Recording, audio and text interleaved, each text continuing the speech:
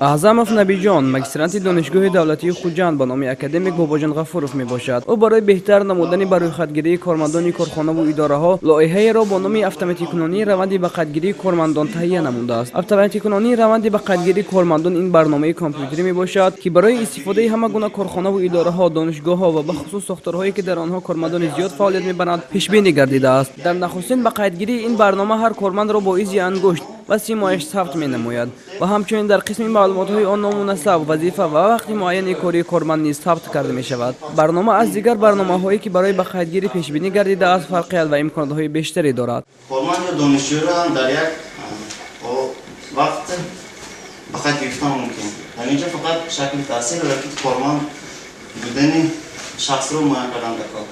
وقتی که چه تعیین کردن برنامه برای ورزشی به سیستم اطلاعاتی هم خدمت میرساند و در اینجا برای مأمور کدام براوزر رو انتخاب براوزر هست. با مقصد دریافت متخصصان نو و دستگیری آنها در دایره سوری جوانان با تشبث ریاستی کار با جوانان و ورزش ولایت در دانشگاه دولتی حقوق بیزنس و سیاسی تاجیکستان در شهر خوجند آزمون ولایتی برنامه‌سازی بهترین برگزار گشت که در آن جوانان تا 30 ساله شرکت ورزیدند. اعظمov نبیجان نیز با لایحه خود اتوماتیک کنانی روند به خودگیری کارمندان در آزمون مذکور شرکت ورزید. قابل ذکر است که ضمن آزمون هر نفر داوطلب در دایره وقتی معین برنامه خود را معرفی نمود و سپس بین اعضای حکمان و برنامه‌ساز جوان دایر به ساختار برنامه سوال و جواب صورت گرفت. اعظمov نبیجان نقشه دارد که ایراد و توصیه‌هایی که از جانب حکمان نسبت به برنامه‌اش گفته شد به اینوبت گرفته در آینده لایحه‌اش را باز هم خوبتر و بهتر و سطح کاری اش را به طلبات جوابگو نماید. من میخوام که اونجا سالی یک اعضای حکمان سالی وزیر سوالی نقض دادن که هنگام یک حالت فوق‌العاده گفتن که من حتی فکرم کردی نبودم خودی برای اصلاح همین حالات فوق‌العاده اکنون تصمیم میگیرم که کار کنم. نقشه دارم که در آینده خود همین لایحه خود را بازم بهتر گردم و در خود ولایت در دولتی خود حسابی که استفاده رو در عمل استفاده برم.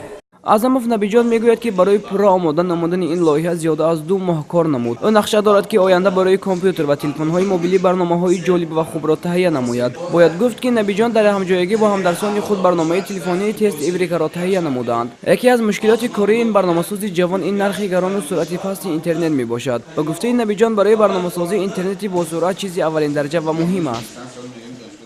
عادتاً باقی من برای تمام برنامه‌سازان این مسئله تامینات با اینترنت در دولت ما نهایت گران. اگر وقتی خریداری کنید هم اون یا با سرعت سوست یا اینکه با صفت پست. در جنبه آزمون برنامه‌سازی بهترین مقام اول را اسپیرانت دانشکده پلی‌تکنیکی دانشگاه تکنولوژی تاجیکستان در شهر خوجند قاسیموف دلیر، مقام دوم را مگسترانت دانشگاه دولتی خوجند عظیموف دلیر و نهایت جای سوم را مگسترانت دانشگاه دولتی حقوق بیزنس و سیاست تاجیکستان کوشنریوک ارتم سزاوار گشتند. غالبان با تحفه‌های خاطروی سرفراز گردانیده شدند. قابل ذکر است که جوانان و نوروسان همیشه مورد دستگیری‌های پی در پی حکومت کشور قرار داد. اعلان گشتن سال 2017 همچون سال جوانان دلیل این گفته هاست. هدف از برگزاری آزمون‌ها نیز این دستگیری به واسطه جوانان و شوقمند نمودن آنها با آموزش و تعلیم میباشد، زیرا جوانان نیروی سازنده و قوه پیشبرنده جامعه محسوب می‌یابند. رستم بیگ احمدوف برای برنامه اطلاعاتی نگاه دیار.